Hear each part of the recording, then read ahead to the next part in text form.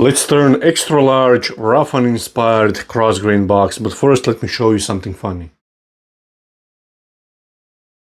Now, the other day I received this small package here, but it made my day, I gotta say that. First of all, I did not expect anything from the postman. We did not order anything, so this was quite a surprise, especially when I opened it up and I saw a bunch of colorful socks, and I think you know where I'm going with this. So this is a gift from a viewer, and I have a piece of sandpaper here to cover his name, just in case if he doesn't want to be known, let's say. So, dear Tommy, it's clear that you're not a proper wood turner and will never be without the content of this package. Yes, Richard Raffan signature Argyle finishing and polishing cloths, the only fabric used for bowl finishing by proper wood turners. And best regards, recovering blacksmith from Boston, and also I love my refiner.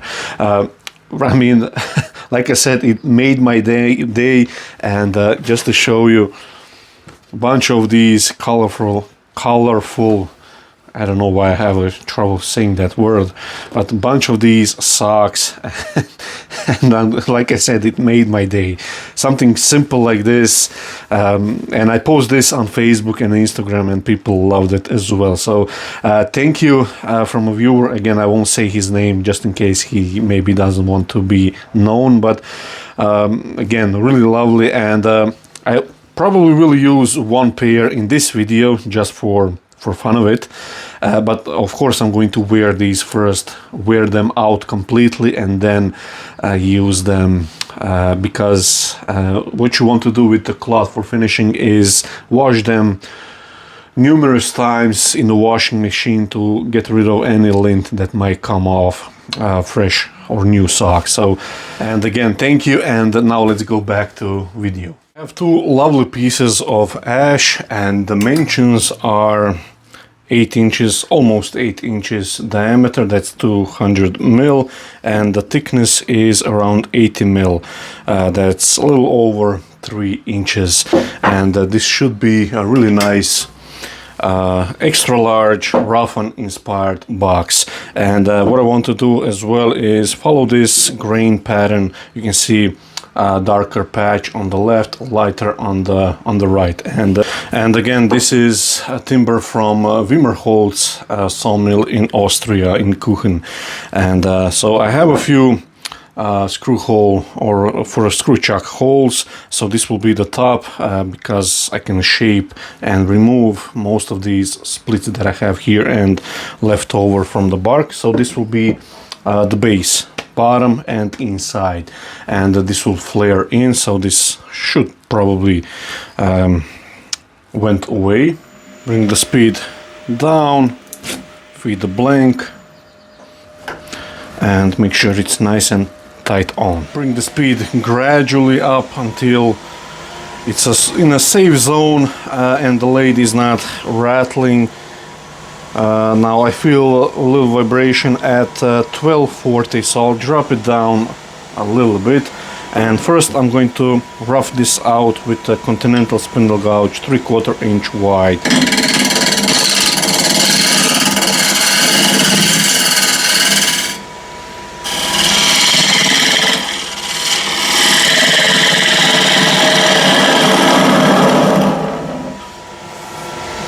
And also the side here.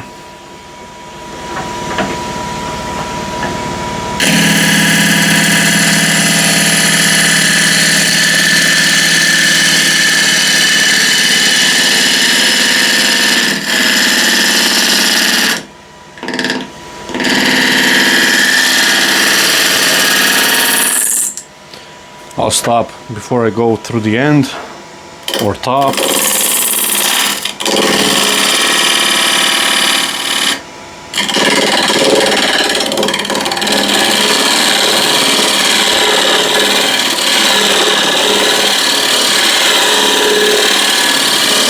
I'll use a refiner to slightly dish this in, and I should be able to bring the speed up now. Now it's a well balanced piece and almost 1500 RPM.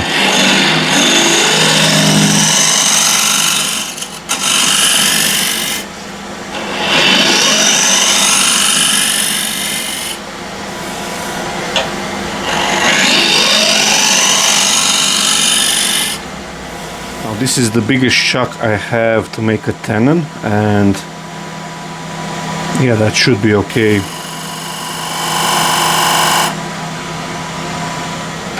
So I'll rough the tenon out again using continental spindle gouge.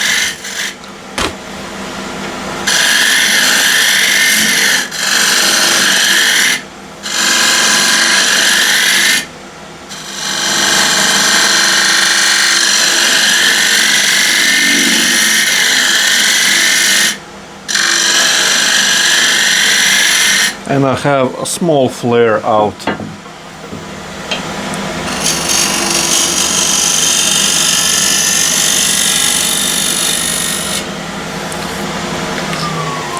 Just to check how this stuff scrapes by the feel. Oh, that's really nice. Really happy with that.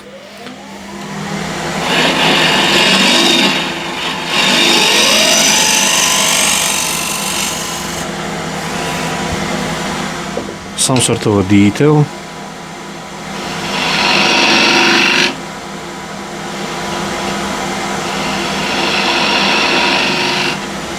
Something like that.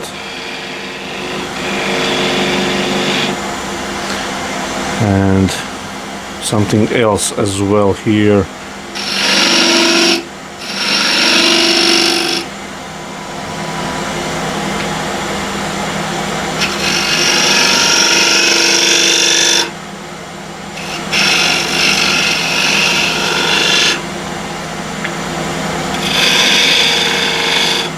Refiner.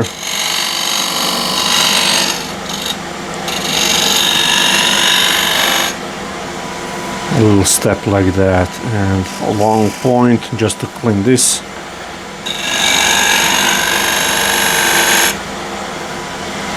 Not happy with the corner here, so one more. There we go. So now that's really good, and with the spindle gouge I'll just round this over. So the bottom is done, just to show you before sanding how that looks. Oh, that's really nice. 180 grit.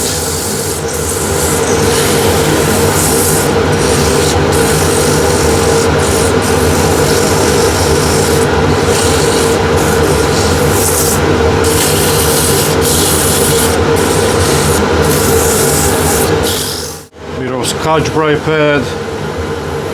400 grit.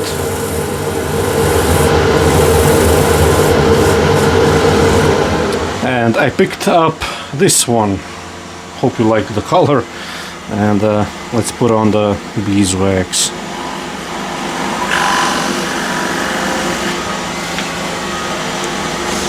Now again, this hasn't been washed, this one.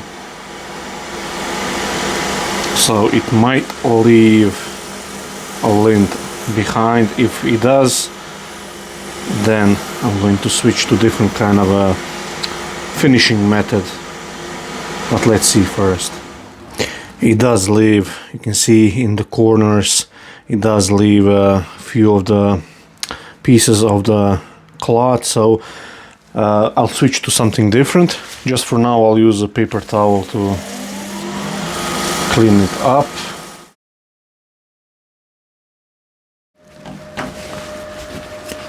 So this is the chuck for that tenon, a VM120 chuck, and these are, I think, 6-inch jaws. Yes, 150 mil.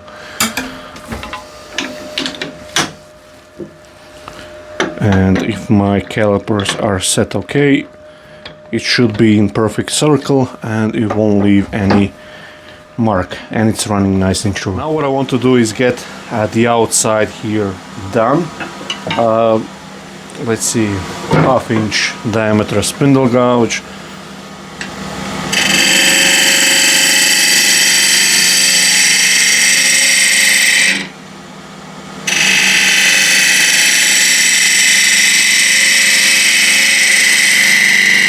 And I want to get a nice curve.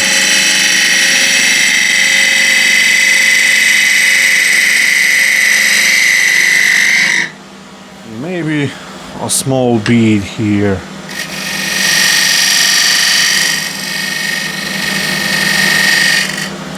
something like that,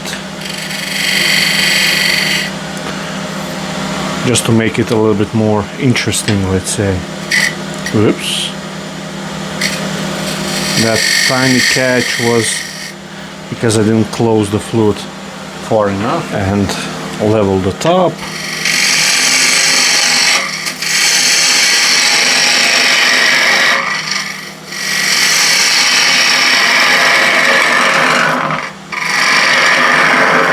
I'll show you two quick methods of hollowing out, and this has to be almost like a tray. It will have a square bottom or flat bottom, I should say. But first I'll clean up the hole and drill a depth hole so I know where to stop, and somewhere around this mark here should be okay.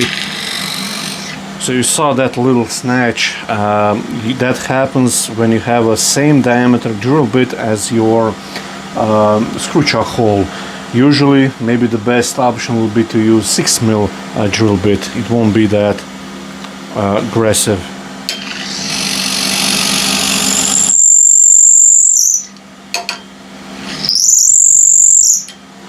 So this is 1/2 inch diameter, 12mm diameter ball gouge with asymmetric grind, so you can use that. It makes the job really nice and fast. Or you can use, let's say this is that will be actually my signature square and scraper. That's 10mm thick, 1 inch wide for really deep hollow, but also it's quite stable for this kind of stuff as well.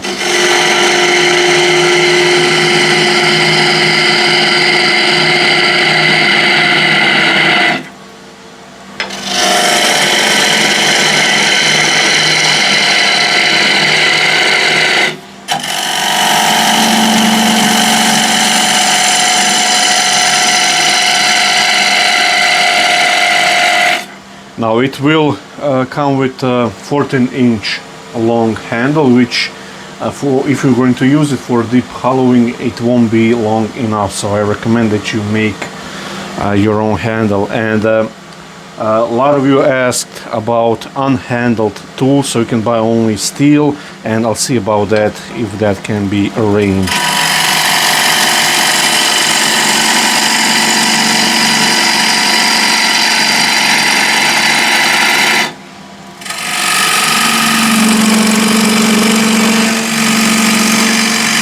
So you hear that humming sound. I'll reduce the amount that I'm taking off.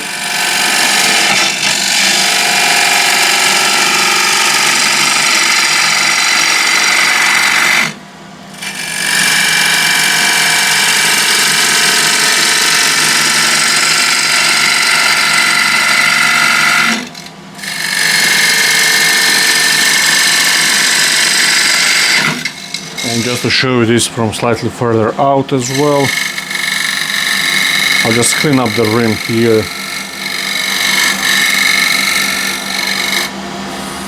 Ooh, that feels again nice and clean.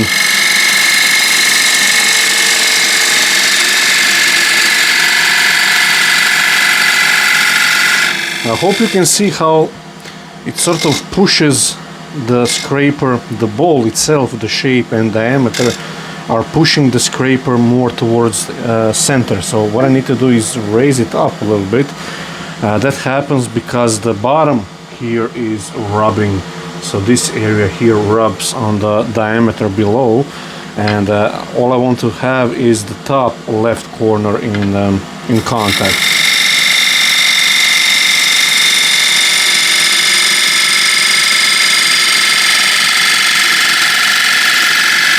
Now it doesn't do that, so I need to go deeper.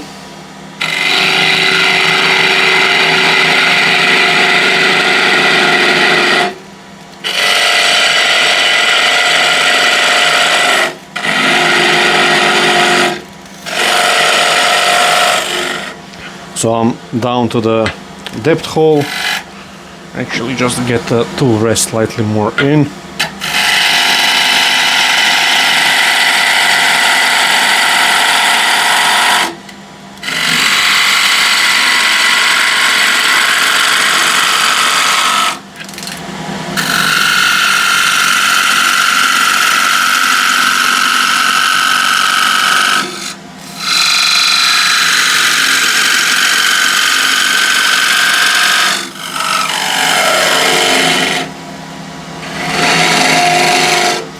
So now I want to get to my final depth or close to it, and I'll step it out all the way to the corner here.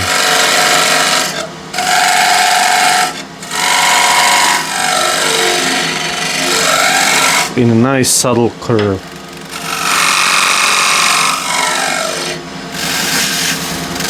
Get this out of the way.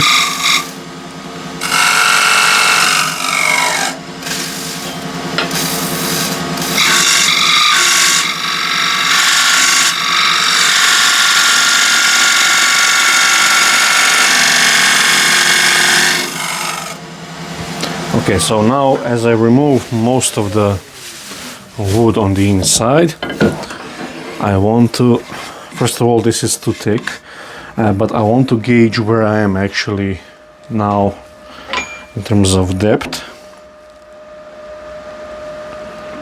So let's see, I have around ½ inch of thickness in the bottom here, and let's see the middle is okay. So a little bit more in the middle and flare it out. So now finishing scrapes. As Richard likes to say, make a commitment, and now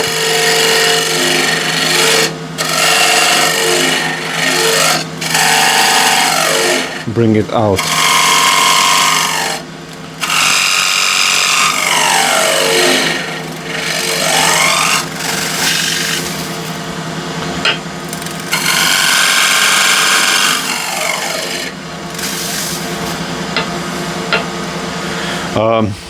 Now, since this is my final depth, I'll decide on the thickness, and I still need to cut it with the spindle gouge to get the best possible surface on the inside here. Let's go around here.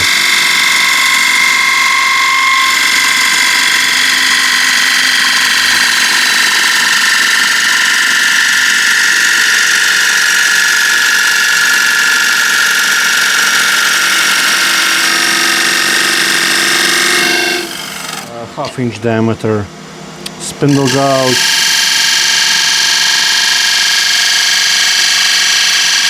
and nice and slowly.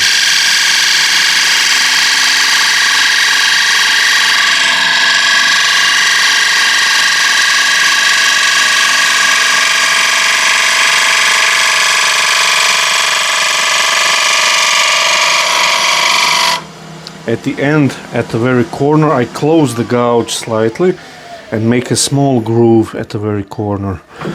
So let's see if I need to go one more time, but I think it's nicely cut all the way around. Yes, that's the best possible surface you can have on the slightly, or not slightly, but heavily undercut here.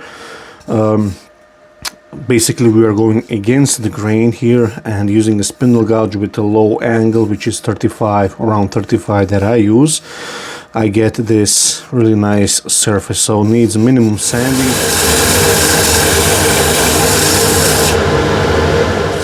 Sanding is done. Let's finish it up again with the beeswax.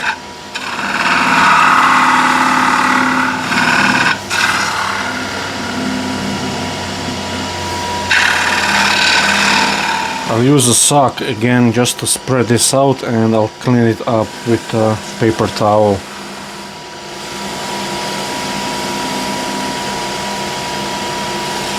And that's done. Base is done.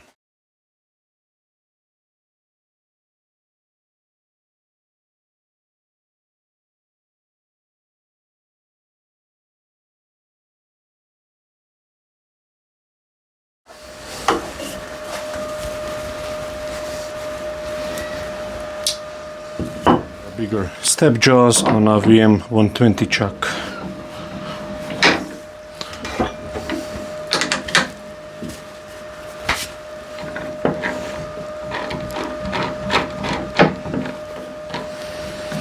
So again, this is the lid and this is the inside. So first I want to make that, but first, before hollowing this, I need to chew it up. Back with a continental spindle gouge.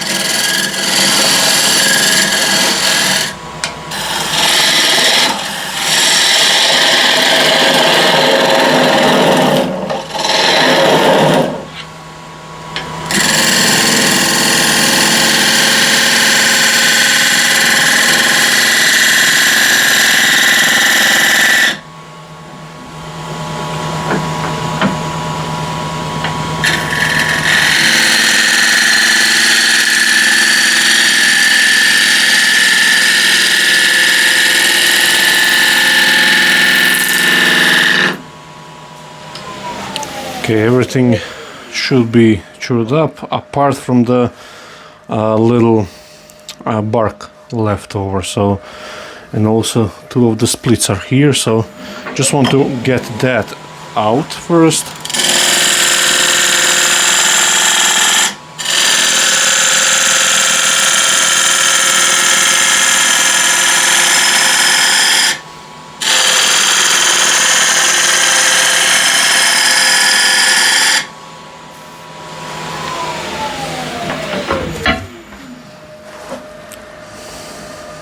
Okay, that's pretty good. Now I can focus on the inside. Now the base did move slightly, so I will probably have to adjust the base as well.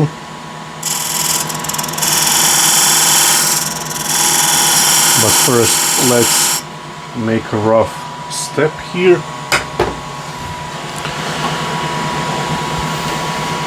So that little ridge will hold the base, or we'll locate the lid on the base.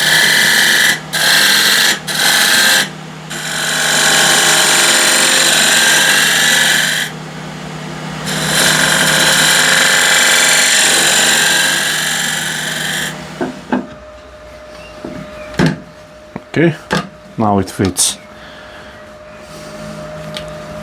It had time to move slightly, so what I'm going to do is use a refiner and just lightly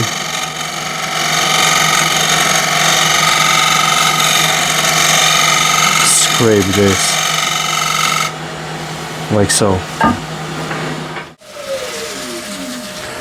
Okay, the base is now again finished, and probably the top will need slightly chewing up as well, but that's a tight fit. Again, I want a slightly looser fit.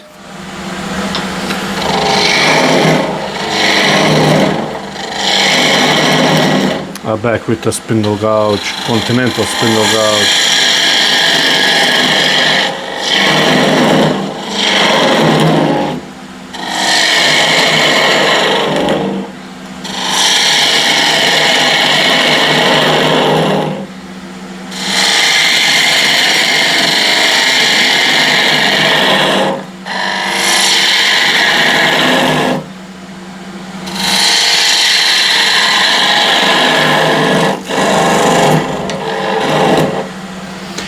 I need to decide how much I need to hollow this out, where to stop actually. I switch to small ball gouge.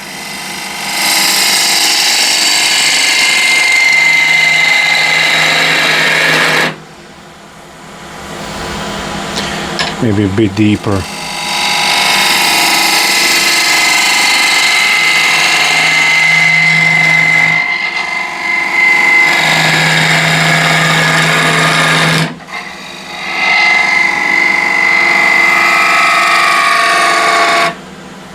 Diameter spindle gouge.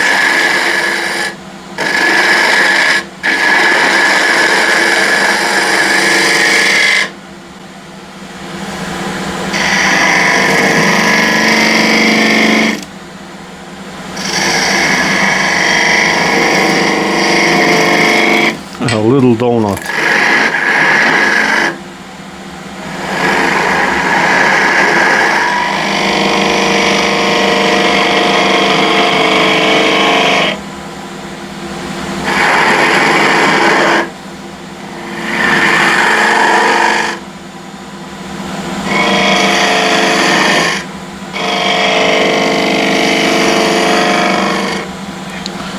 playing around with the inside.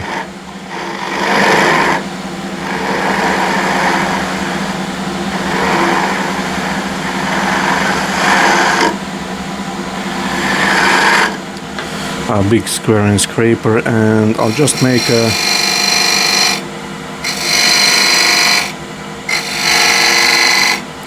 few grooves like that.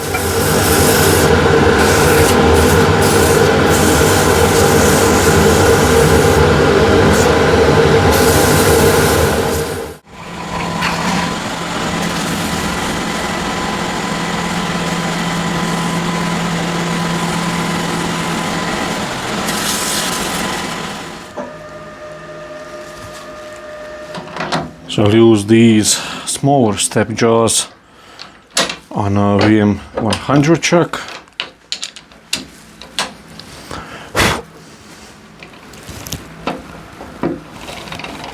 Now I do have this mark here, and what that is a sort of a thickness guide, because I want to have some sort of a connection between the lid and the base, and you'll see more about this in a few seconds. So 1400 RPM still.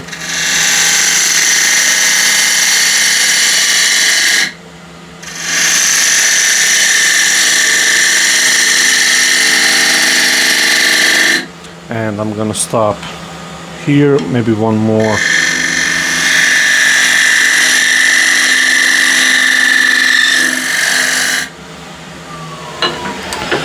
And actually I could have removed some of this weight here as well. Doesn't have to be here. I'm still using Continental spindle gouge.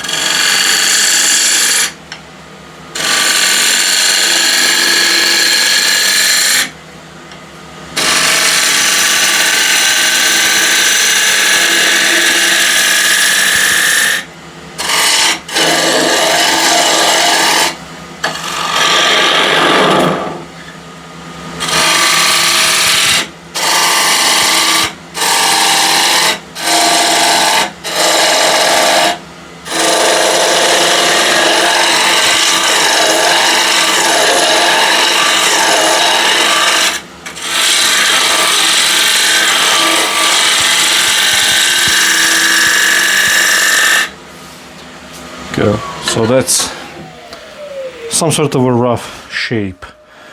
Doesn't matter the surface finish at this point.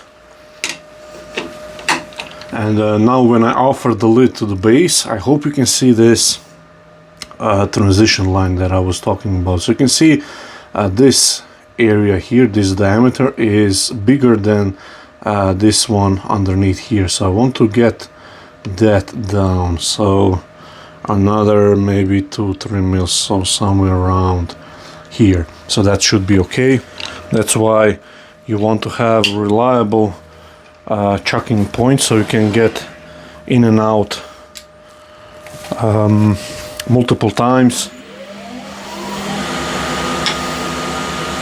And I forgot to mark that or transfer the line so I can actually see it. So around here.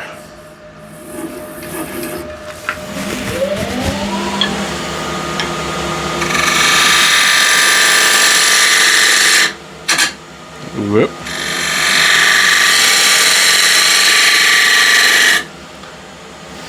I wasn't paying attention where I put the gouge.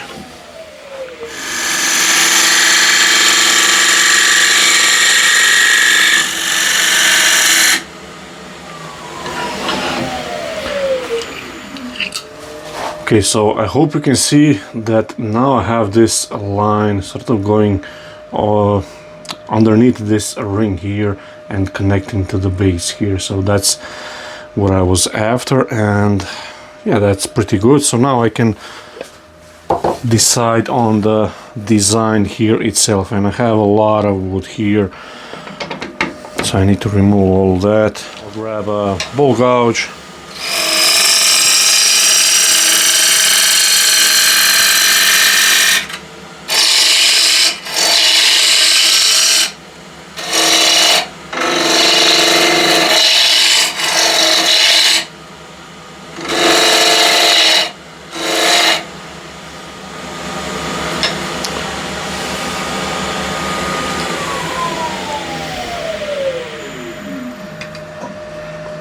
still have a ton of wood here.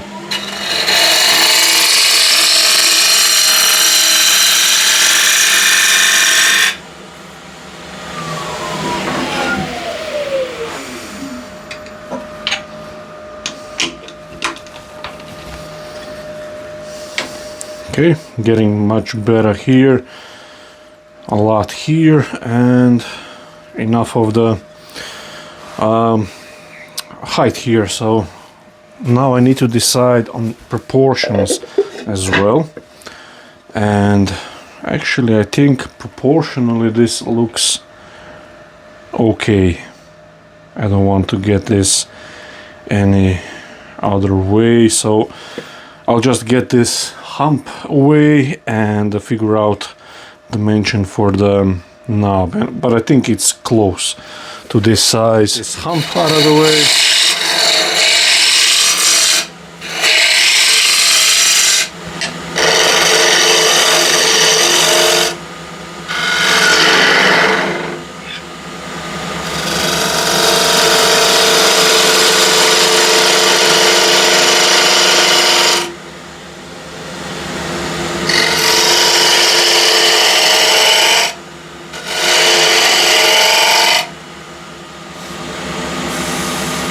Okay, that feels okay. You can see how this little cove fits with the fingers here quite nicely, and it's actually quite comfortable. So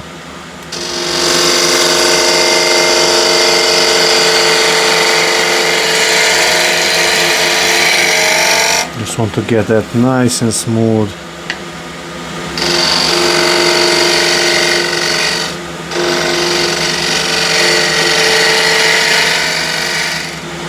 I think maybe a bead detail should be cool here, like that.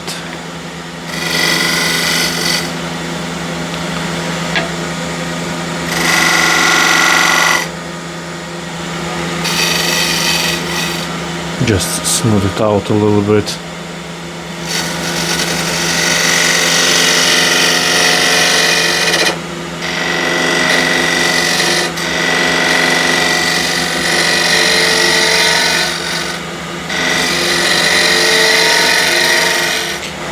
Refiner.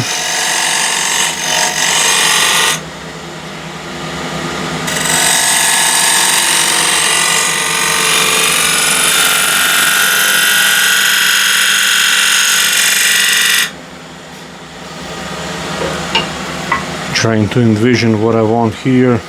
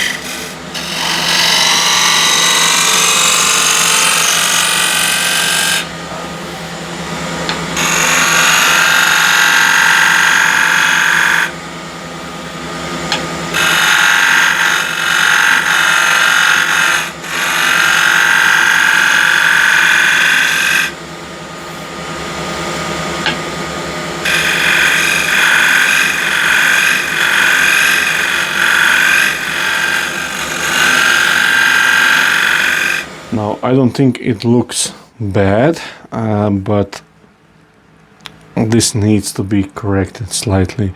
This OG a little bit, and also this needs to be angled like so, and this OG here as well. So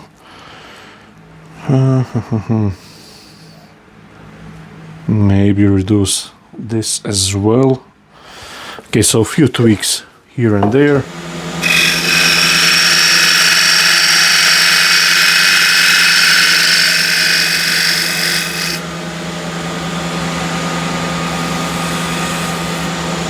Okay, better.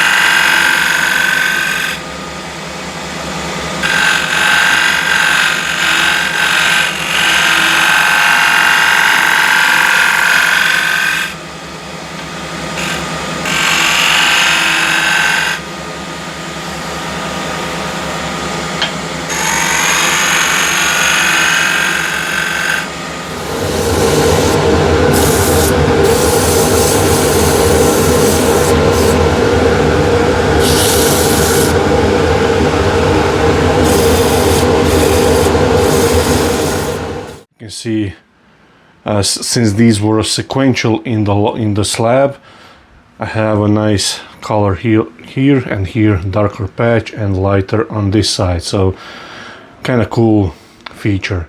And also this kind of details here, so little OG, bigger OG, and then this small bead going into a cove and a big button.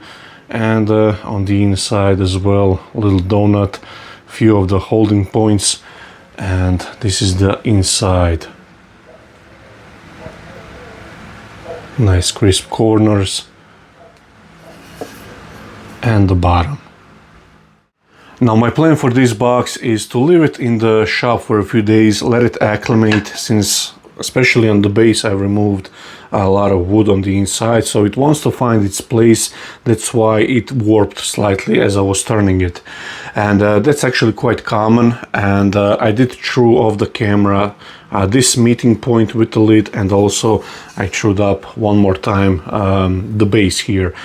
After that I think it will stay like this pretty much all its lifetime, but just want to monitor it for a few days. After that, what I'm going to do, probably if I don't get a buyer through emails or something like that, I'm going to post on my website, so you can check it out and buy it if you like. So again, hopefully you like this a little more in depth how I design these things on the fly. Hopefully you like this kind of video, and see you in the next one.